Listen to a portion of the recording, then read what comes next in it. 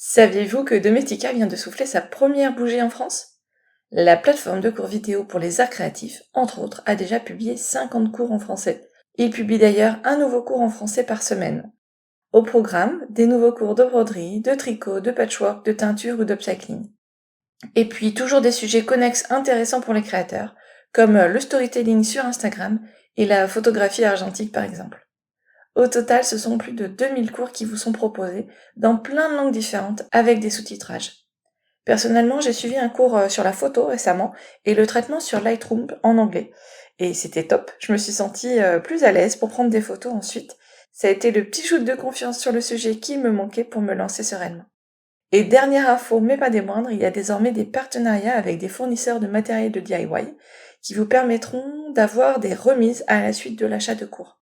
De quoi continuer à créer avec un petit coup de pouce sympa. Allez, place à l'épisode. Bienvenue dans ce nouvel épisode de Fait Main, le podcast de la communauté DIY qui part à la rencontre des entrepreneurs créatifs. Je m'appelle Mélanie Sénat, j'adore créer et je suis heureuse de partager avec vous mes conversations avec des créatrices et des créateurs que vous suivez peut-être comme moi sur Instagram. Qu'ils créent avec du papier, du tissu ou de la laine, avec des crayons, des aiguilles, des pinceaux, découvrir leur parcours et les coulisses de leur entreprise créative est un régal d'inspiration. Avant de démarrer, je voulais vous remercier de votre écoute. Car si je continue, épisode après épisode, c'est que vous êtes au rendez-vous. Et ça, c'est génial. Vous n'imaginez pas à quel point je me nourris de toutes ces rencontres. C'est beaucoup de travail, mais c'est vraiment un grand kiff. L'épisode du jour ne fait pas exception. Je vous emmène découvrir une dimension hyper importante pour moi dans le Do It Yourself en 2022, la recherche de l'éthique et du durable. Pour en parler, j'ai non pas une mais deux invités, Christelle de la marque Isop Tissu et Rebecca de la marque Marcel. Elles ont beaucoup de points communs. Toutes deux créent des tissus bio, toutes deux croient en la bienveillance dans le business et toutes deux partagent des valeurs fortes autour de l'éco-responsabilité dans le do-it-yourself. Avec d'autres créatrices, elles sont à l'initiative du collectif Polétique. Peut-être vous en souvenez-vous d'ailleurs dans l'épisode 67 consacré au salon Création et Savoir-faire. Vanessa Doucet, la directrice du salon, nous en avait parlé. Le collectif est né à ce moment-là et il poursuit plus que jamais son chemin. C'est un épisode passionnant, rempli d'infos intéressantes, pour nous éveiller sur le sujet de l'éthique et du durable, sans culpabilisation et avec un max de plaisir. Pour la petite histoire, j'avais oublié de lancer l'enregistrement au tout début de l'épisode, alors on a dû recommencer évidemment, mais Christelle et Rebecca ont vite repris le fil, bravo les filles. Allez, bonne écoute. Bonjour et bienvenue Christelle et Rebecca pour cet épisode où on va parler d'éthique dans le do-it-yourself et en particulier dans la couture. Bienvenue sur le podcast Fait Main. Bonjour Mélanie. Bonjour Mélanie. Alors, comme je disais, on va parler d'éthique ensemble parce que toutes les deux, vous avez chacune votre entreprise. Vous allez vous présenter et nous dire un petit peu plus sur qui vous êtes. Et puis, on va parler du Polétique, qui est un collectif de créateurs qui vous rassemble, mais avec aussi d'autres créateurs. Rebecca, est-ce que tu peux te présenter en quelques mots, s'il te plaît? Oui, donc moi je suis Rebecca, la créatrice derrière la marque les tissus bio de Marcel, donc la marque Marcel. Donc ça fait depuis 2018 que je crée des motifs sur des tissus bio faits en Europe. Donc moi je crois qu'on peut faire de l'éthique et du durable tout en alliant ça avec du plaisir, avec des motifs qui balancent et vraiment d'avoir quelque chose qui va éveiller la créativité et le plaisir, je répète le plaisir, des personnes qui vont les coudre derrière. Je suis aussi l'autrice du livre Le guide pratique des tissus et voilà. Chez Mango. Chez Mango Édition, exactement. Voilà. Merci Mélanie. Un petit coucou à l'équipe de Mango. Très bien. Et toi Christelle, qui es-tu? Alors, je suis Christelle Farny, donc la créatrice de la marque Isop Tissu. Donc, je suis créatrice de tissus biologiques français. Je fais quelques tissus européens avec mes tissus intemporels français. Je fais quelques motifs et beaucoup d'intemporels, surtout des unis. Donc, je fais partie du Polétique comme Rebecca. Je fais créer aussi quelques boutons français qui sont assortis à mes tissus, parce que des fois, il est difficile de choisir des boutons, ou de trouver des boutons qui sont de la bonne couleur. Donc là, je fais faire des boutons en France qui sont pile poil de la bonne couleur. Ok, et ben génial. Et donc, ta marque, tu l'as créée quand? Alors moi, j'ai créé ma marque il y a 3 ans, bientôt 4. J'ai pas commencé à travailler tout de suite. Je crois que j'ai créé en juillet 2018 et j'ai commencé à travailler en janvier 2019. Le temps de commander les tissus, de les recevoir.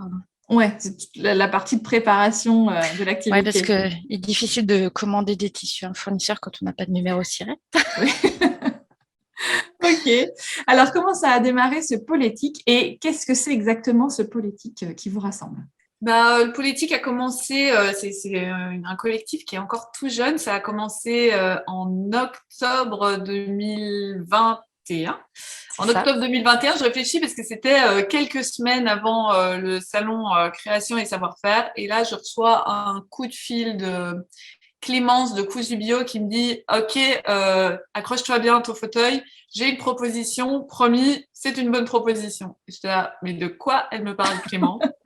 Et c'était un peu voilà les prémices du politique. Enfin, ça a été très très vite puisqu'en fait, on a été en quelques semaines, on s'est mise à 10 créatrices durables de do it yourself pour aller sur le salon création et savoir-faire ensemble En novembre. euh, en novembre. Donc voilà, il y a eu 6 semaines entre l'idée et la folie.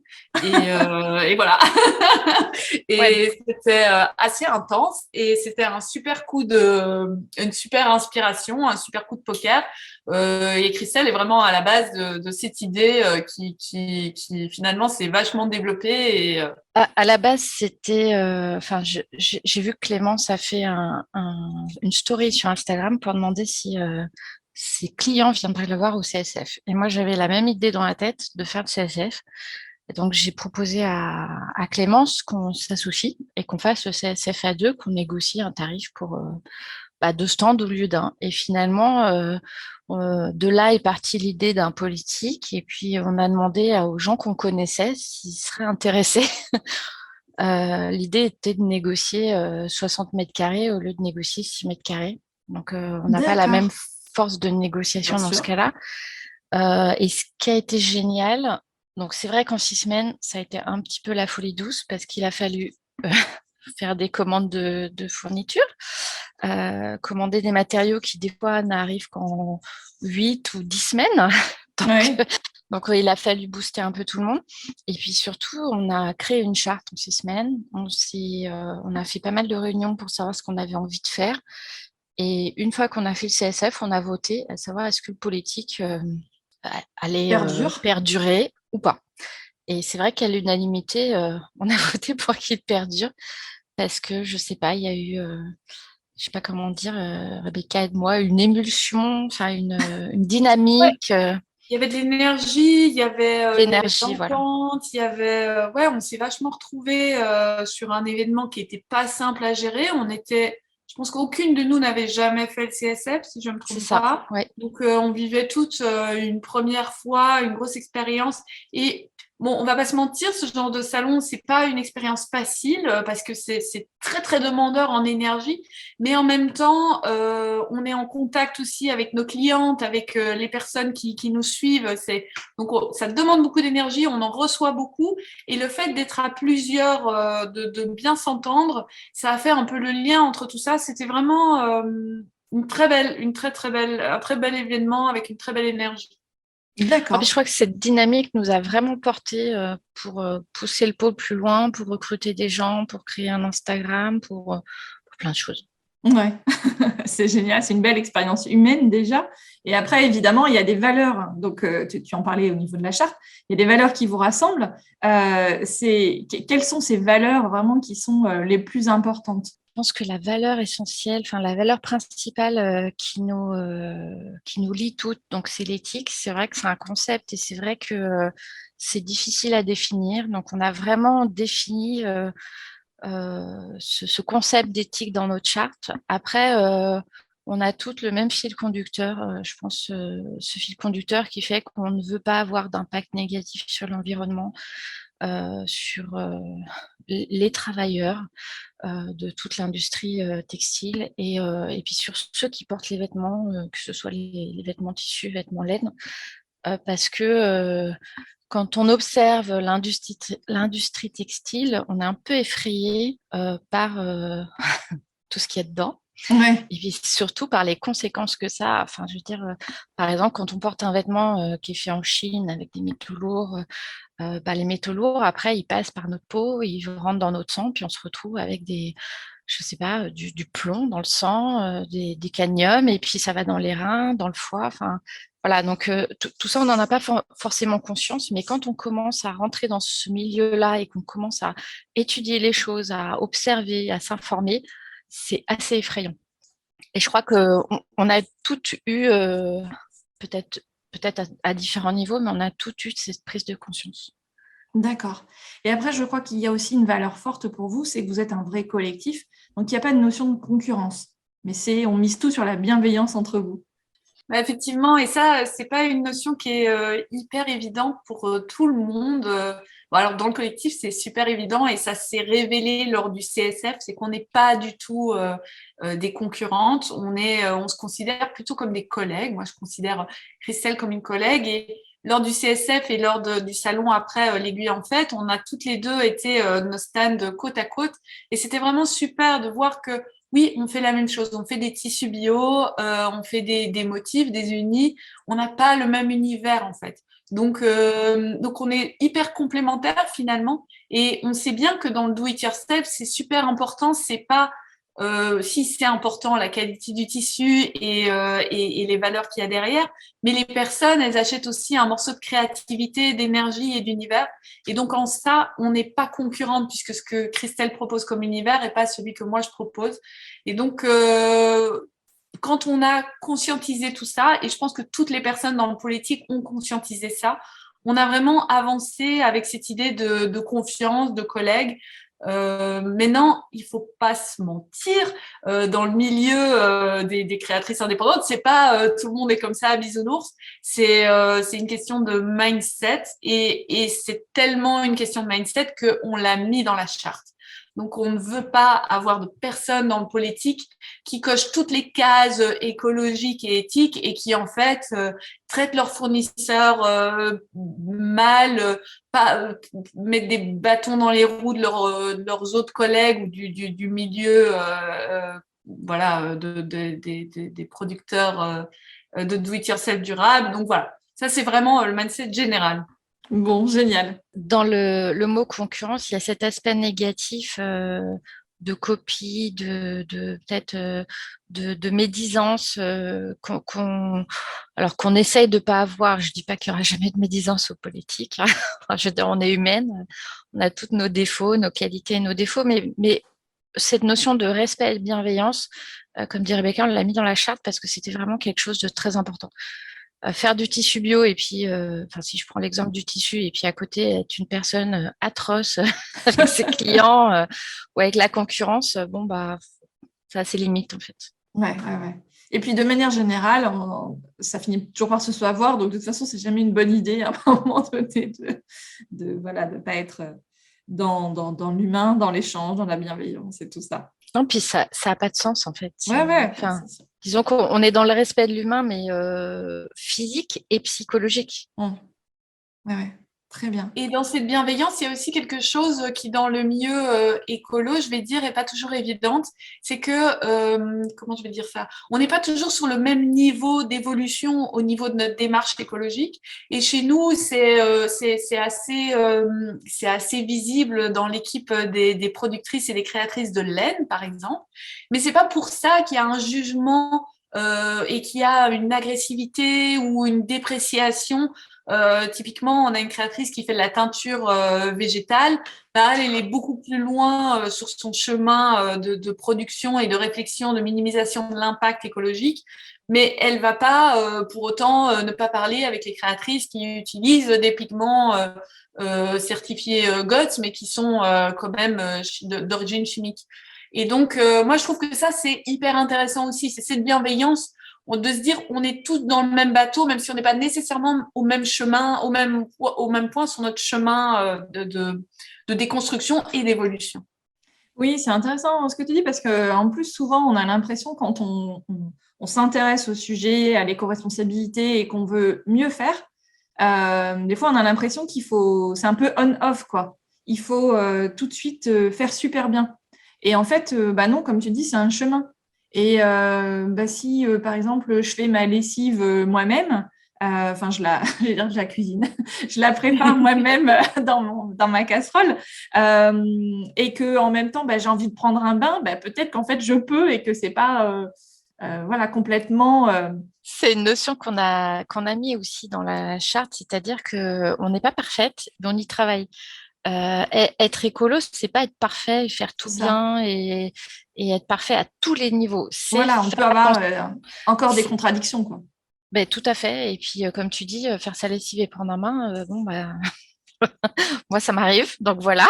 Oh là là là là! Non, mais voilà, l'idée, c'est pas d'être parfait, c'est de commencer à comprendre, de conscientiser ce qui se passe et surtout d'acheter en toute conscience. Hmm. C'est-à-dire que quand on achète un produit, mais qu'on ne sait pas qu'il y a des enfants qui ont travaillé dedans et qui finissent autistes au bout de 3 ans, en fait, on n'a pas conscience de ce qu'il y a derrière le produit. Donc, notre but aussi dans le politique, quand on a fait la CSF et la VEF, c'était d'informer et de sensibiliser, d'expliquer pourquoi. Après, il y a des gens qui n'ont pas envie de comprendre. Et enfin, je veux dire, nous, on force personne. Mais par contre, si on nous pose la question, on explique. Et cette sensibilisation, je pense qu'elle est importante parce que les gens ont le droit de savoir ce qu'ils achètent. Oui, c'est ça. Et puis, j'ai envie de dire aussi, alors on est de plus en plus sensibilisés sur finalement tout un tas de sujets, mais dans le do-it-yourself, c'est encore les débuts. Là, par exemple, dans votre collectif, donc si j'ai bien compris, c'est couture, enfin donc tissu et laine, mais dans le do-it-yourself, c'est bien plus large que ça. Et moi, par exemple, je fais beaucoup de papier. À chaque fois que je jette, alors je jette un minimum de choses. C'est comme mon tissu, vous verriez la taille des petits morceaux que je garde. Je me dis, ah, mais non, mais ça servira un jour, forcément.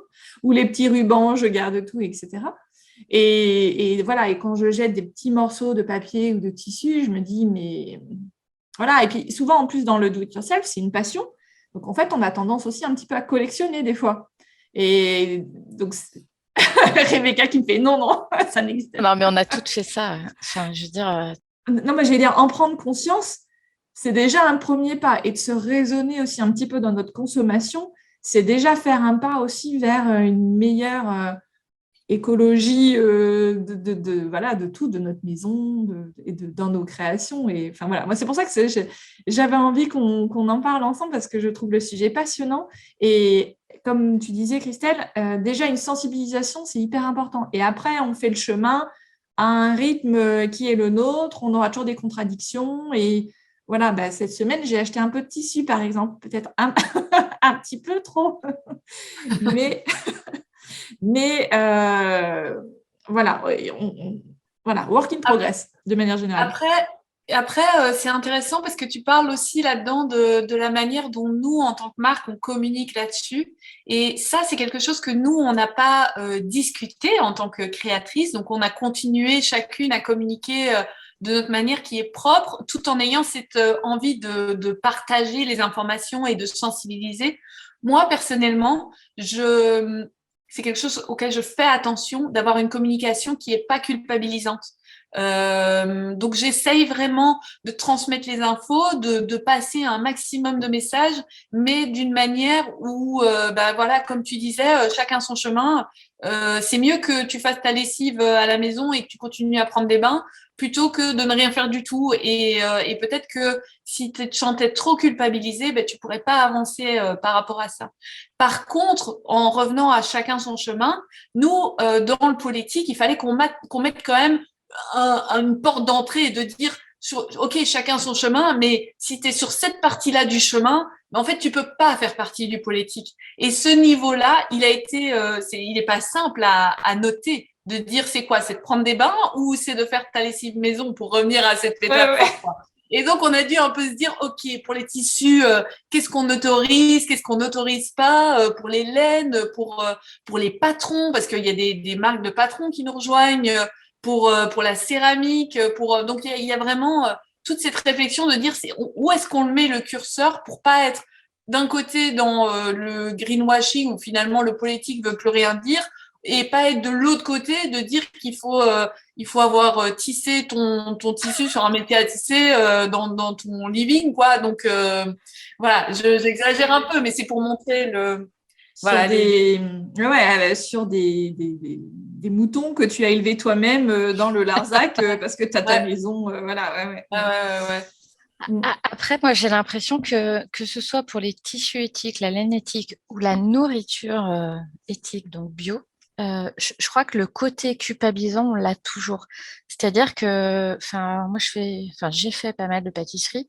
Et en pâtisserie, on dit toujours qu'il faut, quand on prend des zestes de citron, utiliser un citron bio. Donc, j'achète des citrons bio. Mais quand je trouve pas de citron bio pour Et que tu mes as zestes envie de de faire une citron, tarte au citron. et que j'ai envie de faire une tarte au citron, je culpabilise, je me dis, oh, je peux pas acheter un citron pas bio. Et en même temps, finalement, si j'achète un citron pas bio et que je le fais, je vais pas en mourir.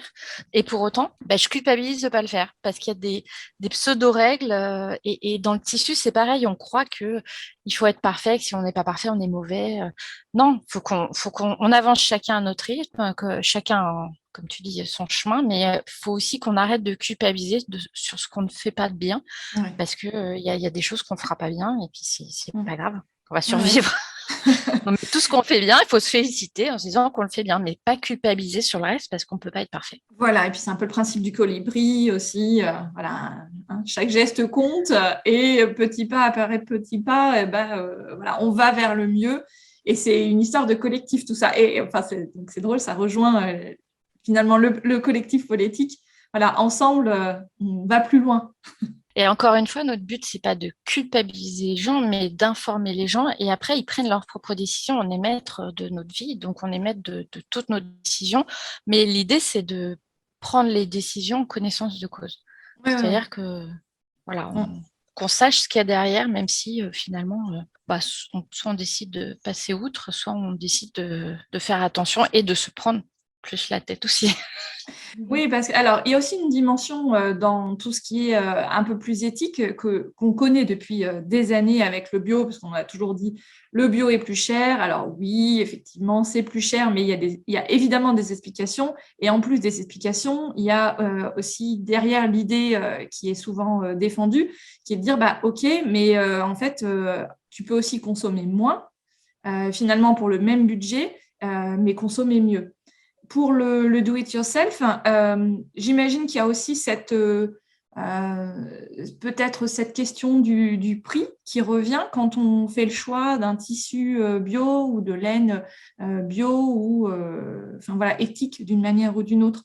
Est-ce qu'il y a un facteur prix aussi ou pas?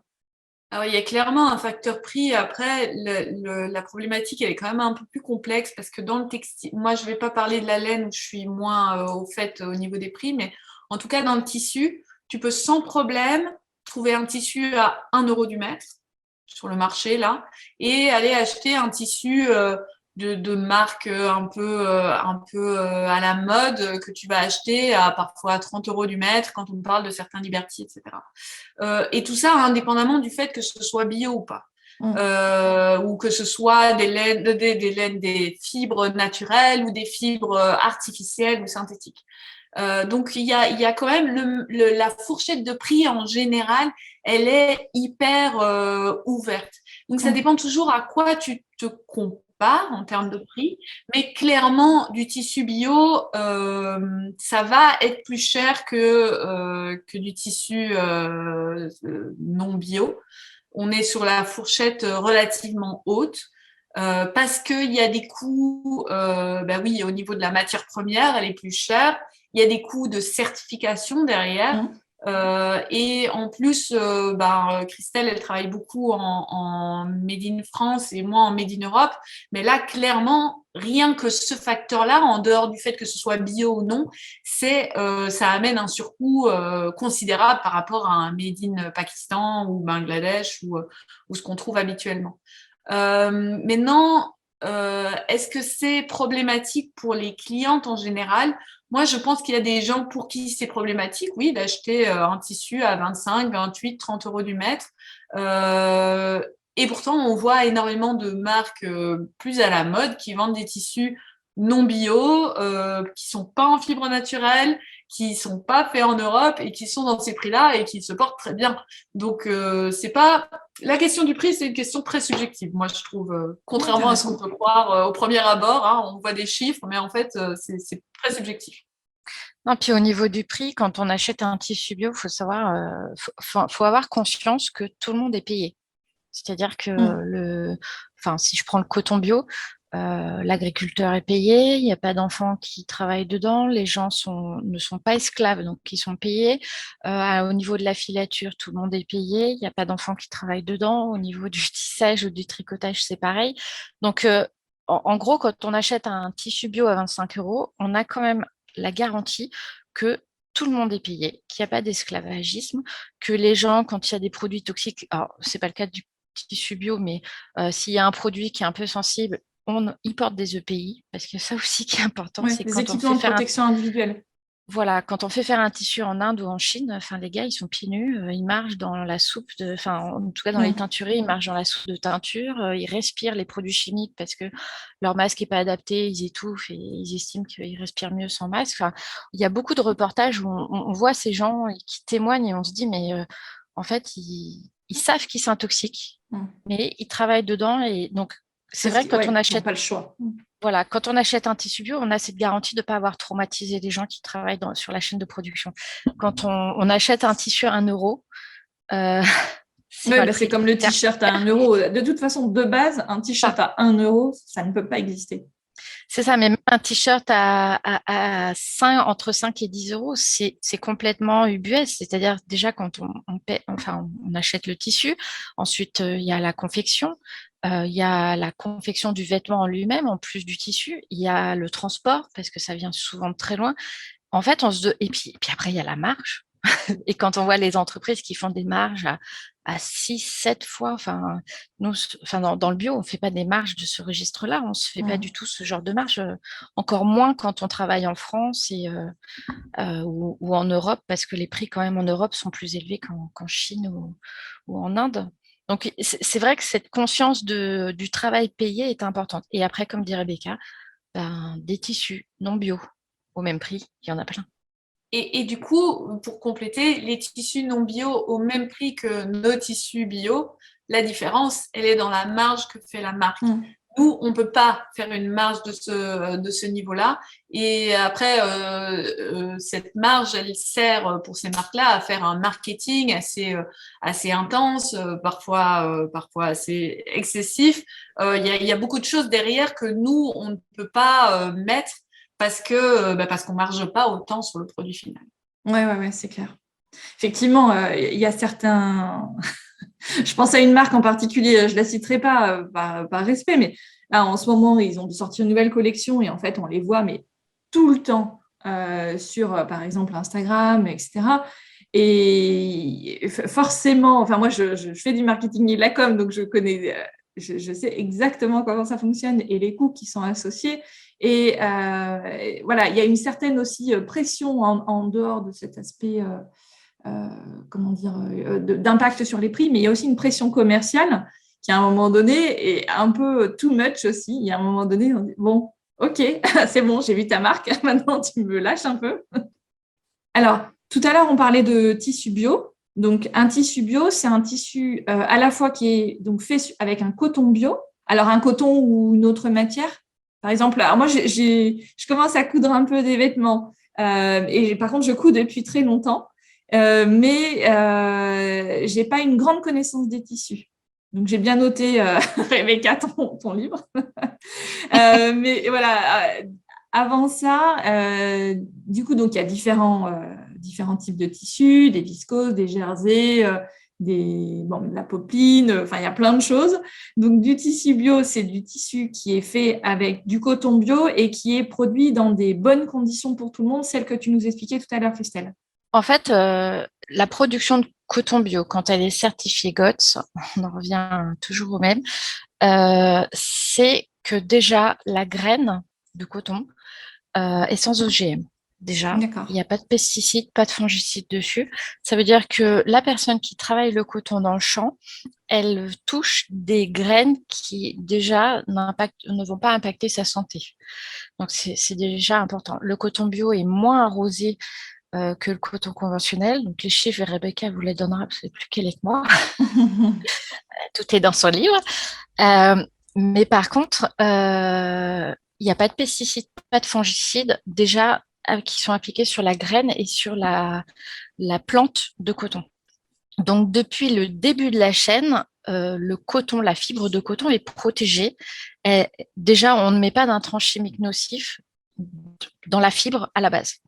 Ensuite vient la récolte. Donc là, la récolte, généralement, elle se fait elle est mécanique, mais elle ne subit pas non plus de traitement pour, par exemple, quand on prend la fleur de coton, il y a toujours des petits morceaux de feuillage qui viennent se mettre dans la fibre. Alors, le plus efficace pour supprimer ces feuillages, c'est un traitement chimique avec des produits chimiques bien corsés qui détruisent donc la fibre de la feuille qui vient encrasser la fibre de coton.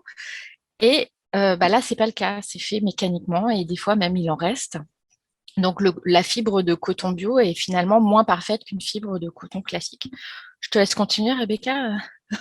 Ça, c'est vraiment au niveau de la matière première. Après, derrière, sur toutes les étapes aussi la filature, le tissage, c'est un peu moins vrai, mais derrière, c'est très vrai sur toutes les étapes d'ennoblissement, de teinture, d'impression, etc. On va aussi avoir des processus et des produits qui sont utilisés qui sont respectueux de l'environnement et aussi respectueux de notre peau à nous, de consommateurs. Typiquement, mon imprimeur, il a une centrale de récupération et de traitement de tous ces déchets liquides. Donc, il ne rejette que de l'eau pas potable, mais presque dans l'environnement. Donc voilà, donc c'est vraiment toutes les étapes qui vont être en minimisant l'impact total sur l'environnement. Et effectivement, maintenant, je voudrais revenir à un concept de base. Tu disais le tissu bio, c'est quoi? Le problème dans cette question, c'est le mot bio. Le mot bio, c'est un concept, c'est un mot. Ça n'a pas une définition facile. C'est comme quand on dit une carotte bio, c'est quoi? Ben, ça peut être la carotte qui est cultivée dans le jardin de mon voisin, qui n'a aucune certification et qui n'utilise aucun pesticide et aucun engrais chimique. Mais ça peut être aussi une carotte qui n'utilise aucun engrais et pesticide chimique, mais qui est cultivée dans un bunker quelque part aux Pays-Bas et qui ne voit pas la lumière du jour. Tout ça répond à différentes définitions de qu'est-ce que c'est le bio. Et c'est pour ça que l'industrie textile a créé une kyrielle de certification pour définir ce que c'est du bio.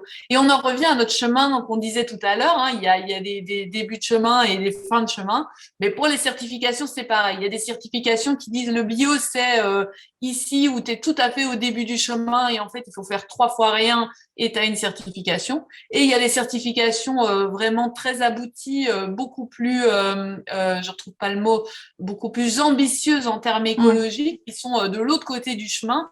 Et typiquement, c'est la certification GOTS, entre autres. Et donc, voilà, la problématique, c'est vraiment la définition de ce mot bio, qui ne se définit pas en 2 coups de cuillère à peau ou lors d'une petite discussion avec le grand-oncle qui dit « oui, mais bio, ça veut dire que tu le manges, ton tissu ?»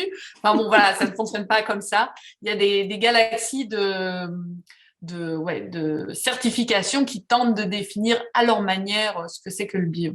D'accord, donc si on en revient au prêt-à-porter, on parlait tout à l'heure des t-shirts à 5 euros, etc. Quand j'achète dans le prêt-à-porter, dans des grandes enseignes, des t-shirts ou enfin peu importe ce que j'achète, mais avec la norme ou le label Oekotex, je suis au début du chemin. Et GOTS à la fin, c'est un peu ça ou c'est un gros résumé mal fait? Oekotex, c'est pas un label bio en fait. Ouais, Oekotex, donc en fait, même pas sur le chemin. C'est ça. En fait, Oekotex, tu peux acheter un produit en plastique certifié Oekotex et il sera en plastique. Ah ouais. Les couches remplies de plastique sont certifiées Oekotex. Oekotex, c'est 2 choses. D'abord, c'est la plus grande entreprise de marketing de dingue parce qu'ils ont fait croire au monde entier que c'était bio. On ne sait pas comment. Et deuxième chose, c'est un label, une certification qui garantit que le produit final ne contient aucun produit nocif pour ta santé à toi. Voilà. D'accord, je vois. Donc, toute la fabrication, on s'en bat les fabrication. Voilà. Ok, bon, déjà, ouais, c'est vachement éclairant. Mais par exemple, effectivement, pour reprendre ta question, si tu vas acheter, je pense chez H&M, qui ont une collection, je mets des guillemets, verte, leur coton dans cette collection-là, elle est certifiée BCI, Better Cotton Initiative, qui est tout au début du chemin. C'est-à-dire que eux, ils garantissent pas qu'il n'y ait pas de pesticides ou quoi, ils garantissent que les cultivateurs font du mieux qu'ils peuvent, essayent de faire du mieux qu'ils peuvent. Voilà, en gros, pour paraphraser le truc. Ça, c'est le tout début du chemin. Non, puis BCI, c'est encore plus pervers que ça, parce que quand la filature achète du coton BCI, admettons qu'elle achète 10 tonnes de coton BCI et 100 tonnes de coton normal, conventionnel. Euh, Elle peut vendre sous logo BCI du coton conventionnel Ouais. parce qu'elle a acheté du coton BCI. Donc, elle peut y mettre 100% de coton BCI, 5% et 0%, parce qu'en fait, elle a ce pouvoir, enfin, alors je ne sais plus comment ça s'appelle, mais en gros, elle achète une quantité de labels qu'elle peut fournir. Donc, en fait, dans notre coton BCI qu'on achète dans le commerce, il peut y avoir 0% de coton. Alors, bio, c'est pas le mot, Voilà, mais ouais, avec ouais. moins d'intrants chimiques nocifs. Voilà, Bon, pour t'expliquer en quelques mots, comme quoi, quand tu plonges dans ce ouais. milieu-là et dans tout ce qui se passe derrière, en dessous du tapis, derrière le rideau, je sais pas comment dire, de l'industrie textile, c'est complexe et c'est surtout, ça part dans tous les sens. Mm. Donc, voilà. Donc, alors, si on coud un peu ses vêtements, bah, le plus simple finalement pour maîtriser les choses, c'est de se coudre soi-même ses vêtements sur la base de tissus qu'on a choisis avec nos propres critères. Ce qui fait qu'il y a un moins de greenwashing que dans l'industrie du prêt-à-porter, etc. Donc, on maîtrise mieux. Mais évidemment, tout le monde ne coupe pas ses vêtements. Et puis, je pense aussi aux vêtements des enfants. Parce que les vêtements des enfants, évidemment, ils n'en prennent pas forcément toujours très soin, et puis ils grandissent. Et donc, il faut renouveler la garde-robe.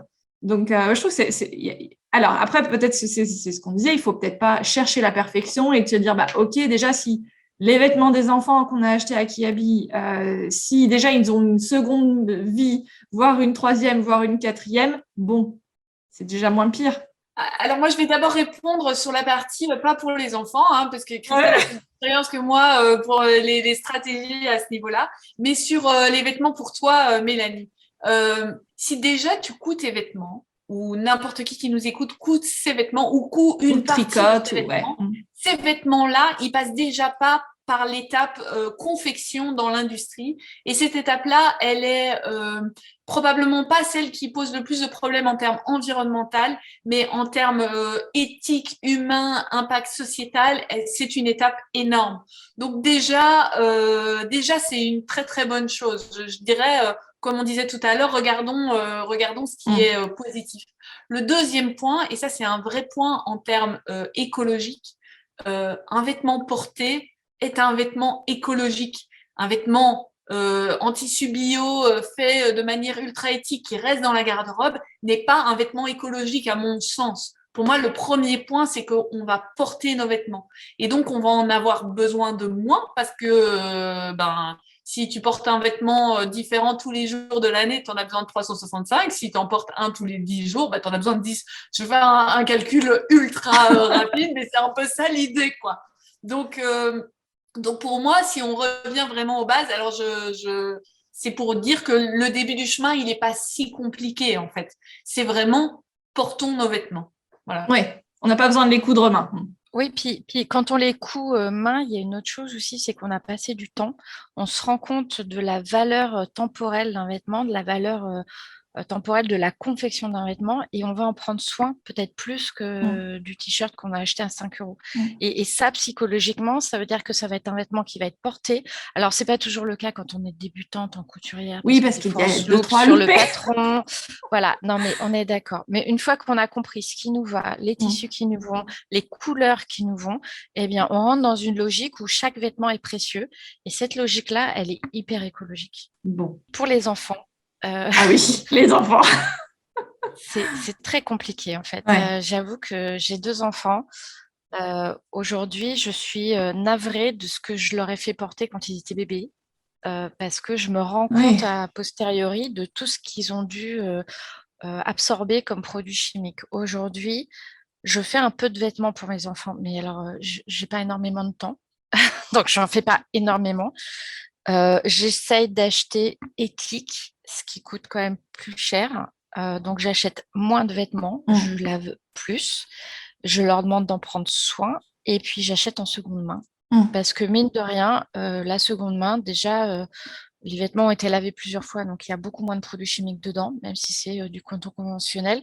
Et puis au moins, on a un vêtement qui... Parce que quand les enfants ont un certain âge, genre les garçons à 5 ans, ils jettent par terre, ils trouvent tous les jeans. Et puis, voilà, on doit acheter un pantalon toutes les 3 semaines, c'est génial. Mais par contre, une fois qu'ils ont 8-10 ans et plus, bon, bah, leurs vêtements, ils les portent 6 mois, 1 an, maxi. Et après, ils sont quand même encore en bon état. Enfin, Oui, voilà. Ils passent pas directement à la déchetterie, quoi. Enfin, au ben de collecte de vêtements.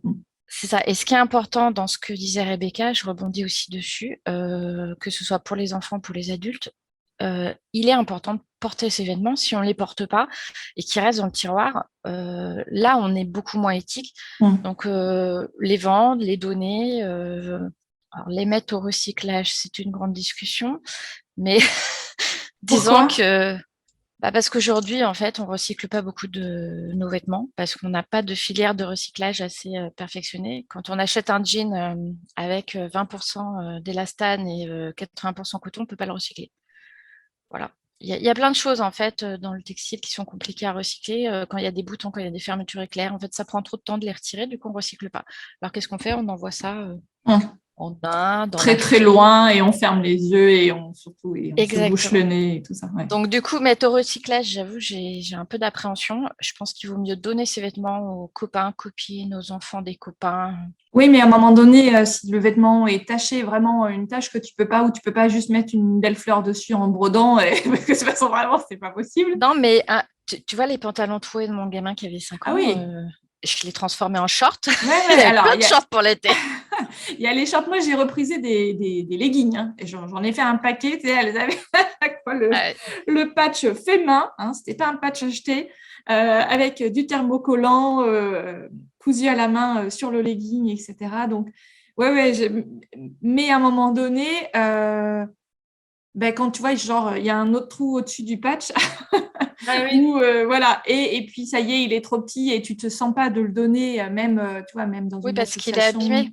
parce qu'il est vraiment abîmé, tu es obligé de le mettre dans les bennes de Après, il collecte y a de vêtements. plusieurs filières, hein, mais effectivement, les vêtements, ils sont pas immortels. C'est sûr qu'il y a un moment, surtout quand on les porte, où ben voilà, on peut plus rien en faire. Mais je pense que les vêtements qui sont en bon état, c'est vraiment mieux de trouver quelqu'un à proximité, même à donner ou à vendre, plutôt que de les amener à la borne, voilà, à recyclage textile. Après, les vêtements qui sont pas en bon état, ça vaut quand même la peine de les mettre à la borne recyclage parce que de là, il va y avoir 2 créneaux. Donc, si vraiment il y a des trous, il y a des grosses taches qui partent pas, ces vêtements-là sont pas envoyés sur le marché de la fripe en Afrique. Il y a 3 créneaux en fait. Il y a le tout petit créneau du recyclage textile qui est vraiment anecdotique, comme le disait Christelle. Et il y a le créneau qui, pour moi, a un peu plus de sens, où ça va être récupéré comme chiffon pour l'industrie, notamment mécanique, etc., qui utilisent beaucoup de textiles voilà, dans cette industrie-là. Et donc, ils vont utiliser des textiles qui, finalement, seront brûlés. Hein. On est d'accord qu'à la fin, ça termine tout au même endroit. Et puis, il y a une grosse partie qui va aussi de la borne de récupération qui va être décidée qu'on peut rien en faire et qui va être brûlée. Mais au moins, il y a un premier tri qui va quand même être fait. Et la chose que moi je suis beaucoup moins en raccord avec ça, c'est les vêtements en bon état qui sont dans la borne de recyclage en général vont alimenter le marché de la fripe un peu partout dans le monde, ce qui peut sembler une bonne idée au premier abord, mais ça casse en fait tout le marché de textile dans d'autres pays. Ah ouais. Et ça pose vraiment question en fait au niveau éthique. Ça casse le marché local. Par Ouais. exemple, en Afrique, il y a beaucoup moins de Mm. confection Ouais. Donc des fois, ce qui paraît une bonne idée, on se dit c'est pour les pays en voie de développement, etc. C'est un peu comme cette histoire, je ne sais pas si vous aviez eu ça, j'étais au collège, à un moment donné, il fallait, je crois que c'était pour la Somalie, on nous avait demandé de faire des collectes de riz. Et puis des années après, on avait entendu qu'en fait, non, c'était une super mauvaise idée, cette histoire, c'était une fausse bonne idée, parce que effectivement, comme tu dis, ça avait complètement eu l'effet inverse, contre-productif sur les marchés locaux au niveau de l'agriculture, quoi. Après, par contre, pour le recyclage des vêtements, il y a une filière qui est en train de se développer, c'est l'isolation. Ah En oui. fait, ils sont en train ils déchirent les vêtements, ils en font une espèce de ouate et du coup, ils font des tapis d'isolation qu'on met surtout dans les grands immeubles, enfin Dans le collectif, dans oui. dans le collectif. Ça, c'est intéressant parce que finalement, là, on se fiche un peu de quelles fibres sont mélangées. On détruit tout, on remet ça en ouate et on a un produit plus durable.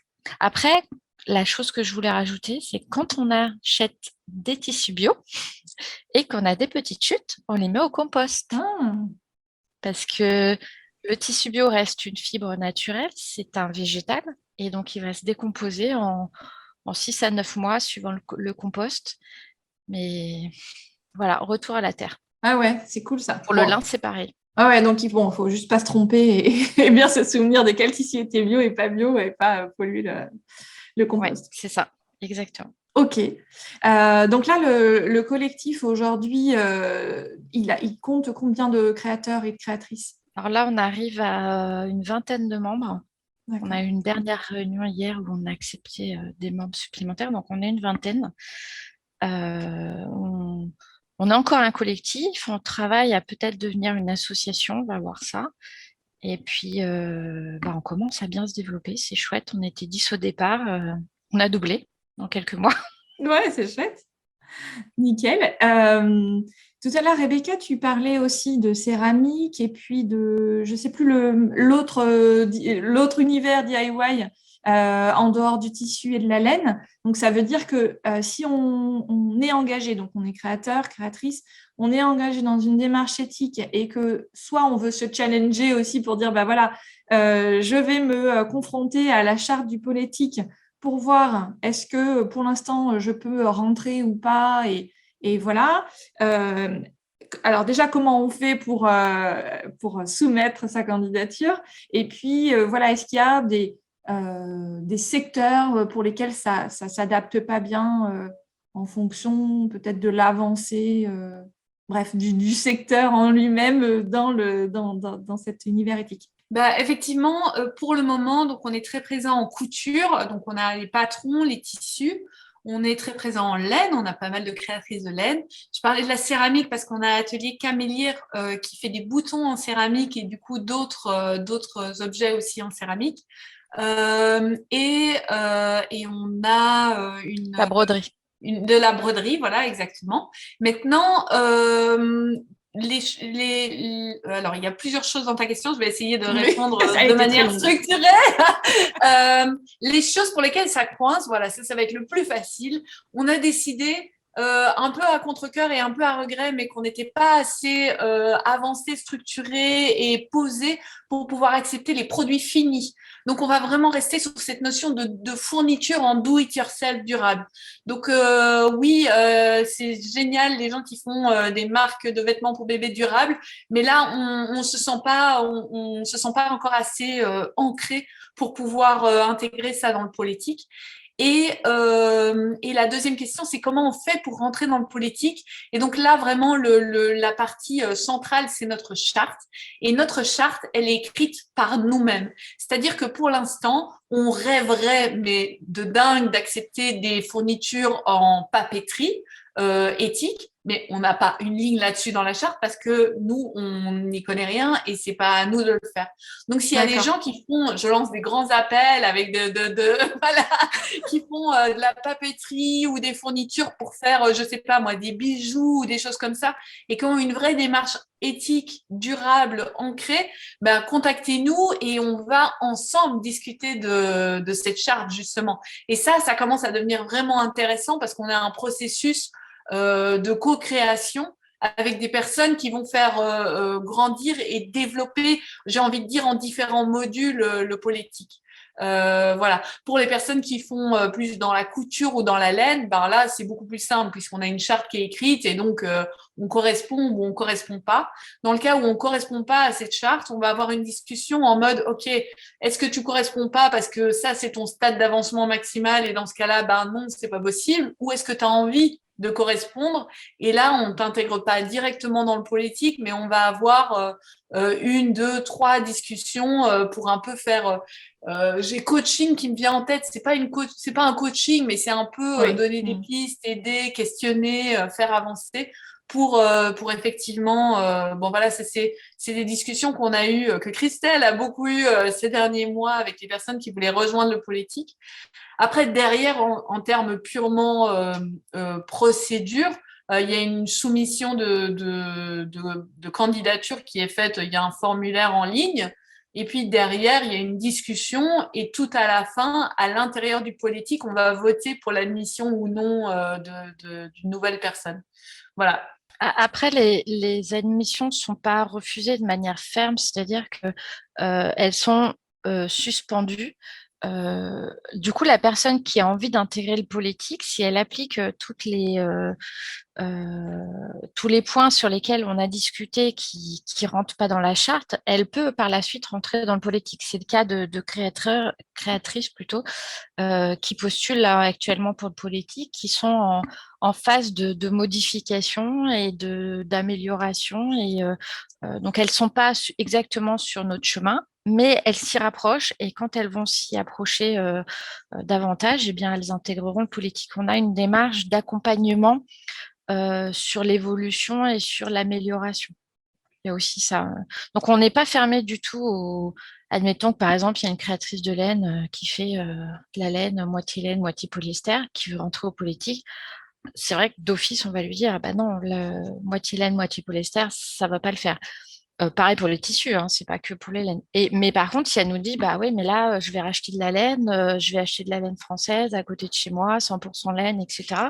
Eh bien, à ce moment-là, ça veut dire qu'elle aura avancé dans sa démarche et qu'elle correspondra davantage à la charte et qu'elle pourra intégrer le politique. En fait, on n'est pas du tout fermé aux gens qui n'ont pas exactement la même démarche que nous. Oui, et pas On le n'est même pas au même stade. niveau. Voilà, Voilà, on n'est pas au même stade. Ouais. On en parlait de ce chemin, hein. C'est toujours Ouais, lui. Hein. Non, mais c'est exactement ça, de toute façon, qui nous guide, que ce soit dans l'univers éthique ou dans la vie aussi. Je pense qu'il y a aussi un moment donné où on est prêt à entendre tout ça et des moments où c'est pas du tout au cœur du sujet. Et typiquement, moi, mes parents ont toujours mangé bio, donc j'ai toujours mangé bio, j'ai grandi avec ça, et puis en plus à la campagne, etc. Et quand j'ai commencé à être indépendante, bah, évidemment, j'ai pas mangé bio parce que voilà, alors je sais pas si c'était question de budget d'étudiant, etc. Je me souviens pas à l'époque, mais puis il y a toujours un peu une opposition avec les parents, avec les choix des parents, etc. Et à un moment donné, ça devient ses propres choix. Et donc, comme tu disais, Christelle, il y a aussi quand on devient parent et qu'on se dit oh là là, les perturbateurs endocriniens, mes gamins en ont mangé tant et plus, etc. Donc voilà, tout ça, pour moi, je fais parallèle aussi avec ce chemin-là, ce chemin un peu de vie. Et voilà, il y a un moment donné où on est prêt et on commence à s'engager sur ce chemin. Disons, quand on n'a que soi à gérer ou que son conjoint, on gère, on accepte les conséquences des choix qu'on fait. Par contre, quand on a décidé pour autrui, ça devient quand même beaucoup plus compliqué. Et un enfant, bah, finalement, on fait des choix à sa place qu'il n'aura peut-être pas fait de la même façon. Et on se dit, ah ouais, faut peut-être que je réfléchisse à ce que je fais. Et c'est souvent, enfin en tout cas, ce que je vois parce que je fais partie d'une association où on fait du bénévolat dans une permanence couture. Et souvent, les gens qui commencent à acheter du tissu bio, c'est parce qu'ils ont des enfants et qu'ils veulent que leurs enfants portent des choses safe. Et là, je me dis, il y a il y a une vraie démarche, il y a un vrai chemin qui est fait au moment où on a des enfants. Ce qui n'est pas le cas de tout le monde, hein, mais il y a des gens qui percutent très très tôt, à 13 ans peut-être, qui déjà se disent ah non, mais c'était pas mon cas. Moi, c'était vraiment les enfants qui. Alors après, il y a un moment donné aussi, il y a l'évolution du marché, de l'offre, etc. Oui, ça dépend. J'ai commencé à coudre il y a une dizaine d'années.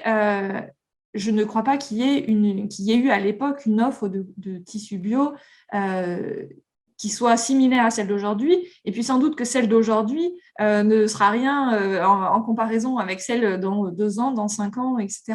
Donc, tout, tout ça, ça participe aussi au fait, à mon avis, que on est tous de plus en plus sensibilisés. Aujourd'hui, on voit bien, on vient de passer les élections, on voit bien quand même que la question du climat, alors on a tous l'impression qu'elle a un peu été reléguée au second plan. Donc ça veut dire quand même qu'il y a quelque chose derrière aussi, un peu le réveil citoyen qui est en train de se faire, en disant mais là, on va droit dans le mur, il faut se réveiller, etc. Et donc, c'est aussi des initiatives individuelles et après d'entreprises qui sont justement portées par des individus dans les entreprises qui sont composées d'individus. Et c'est tout ça qui va aller vers le mieux.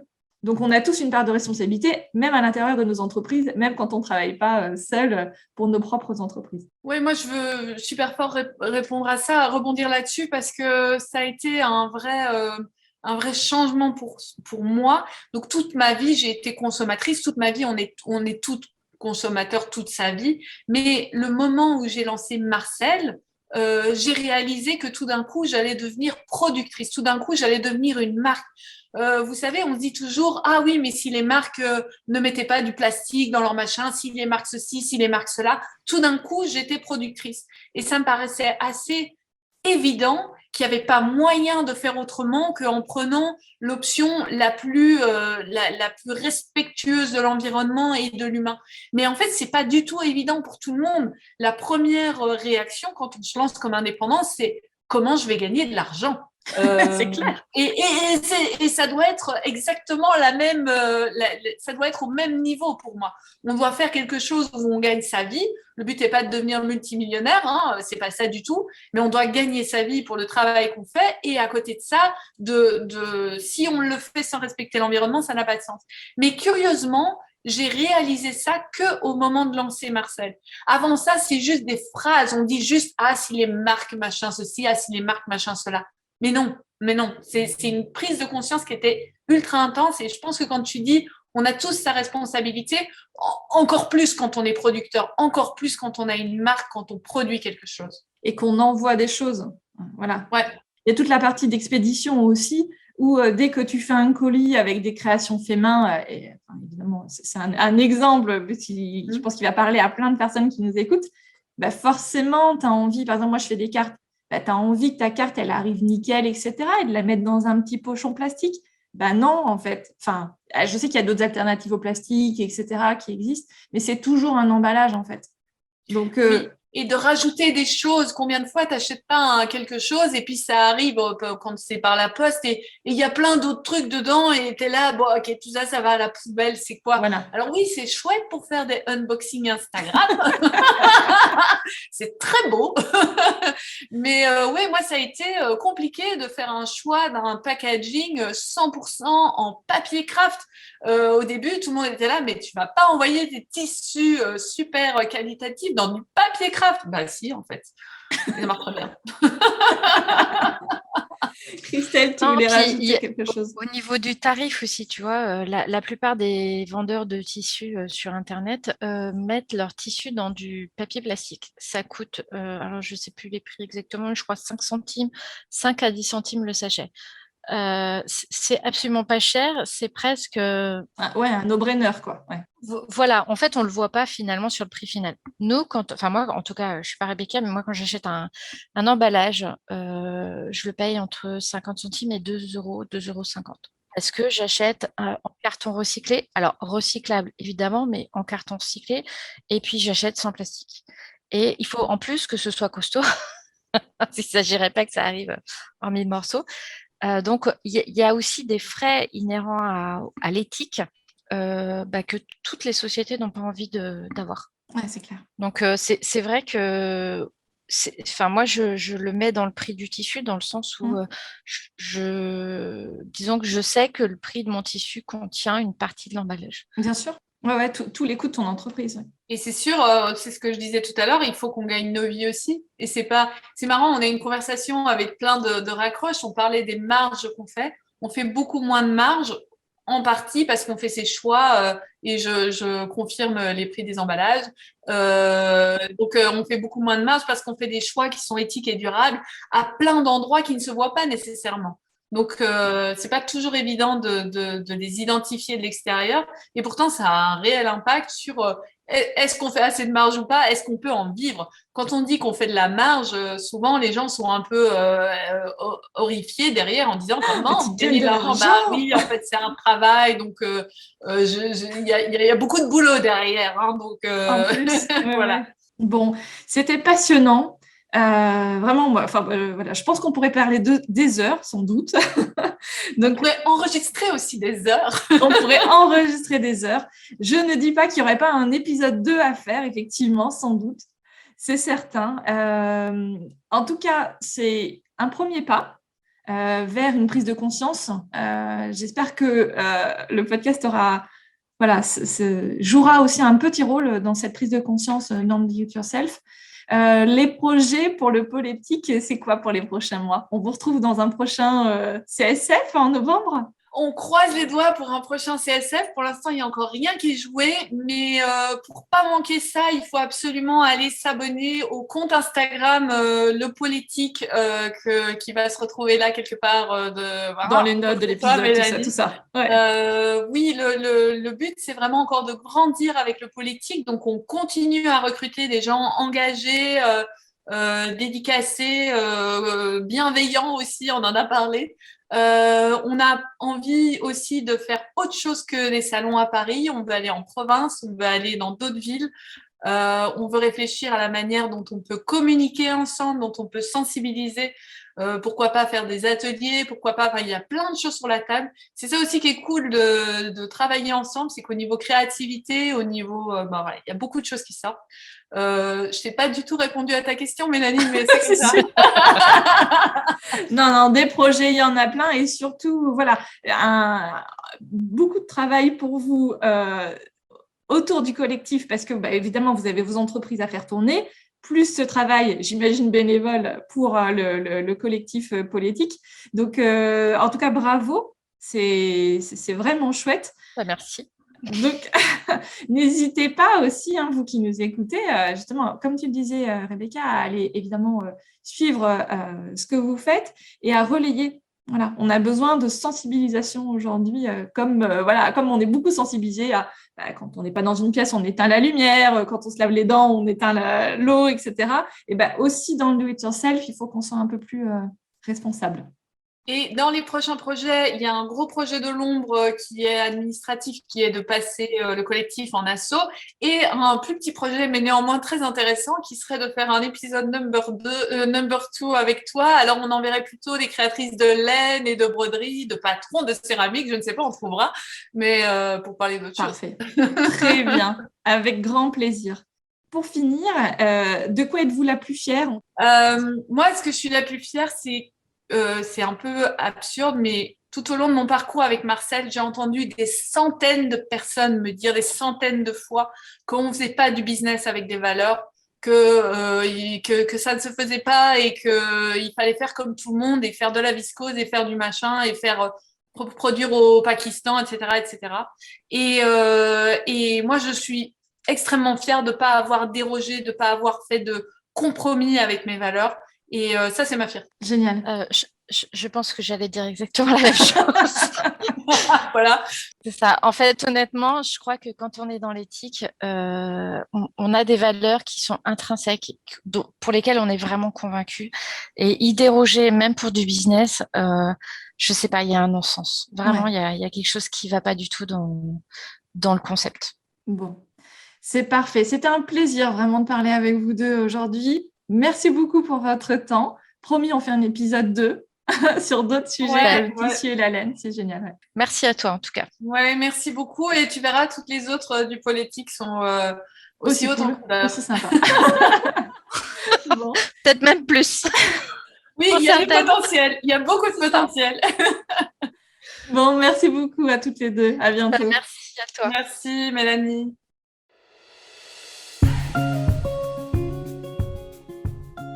Me revoici. Merci pour votre écoute jusque-là.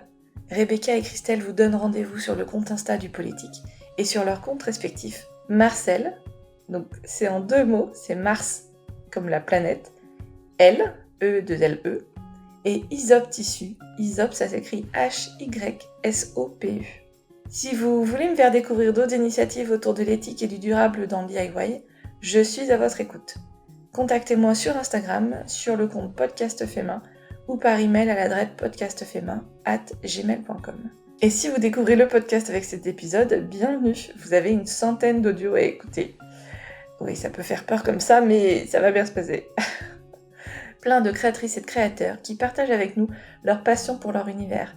La couture, la peinture, l'illustration, la broderie, le travail du papier ou de la terre. Et j'anime également le podcast Cultura Créa, pour Cultura donc, dédié aux pratiques créatives. Hyper intéressant également. Si mon travail vous plaît, dites-le moi avec des étoiles sur Apple Podcast ou Spotify. Évidemment, vous pouvez aussi partager le podcast sur Instagram ou dans la vraie vie. Allez, je vous dis à très vite et n'oubliez pas de toujours prendre du temps dans votre quotidien pour créer. À bientôt!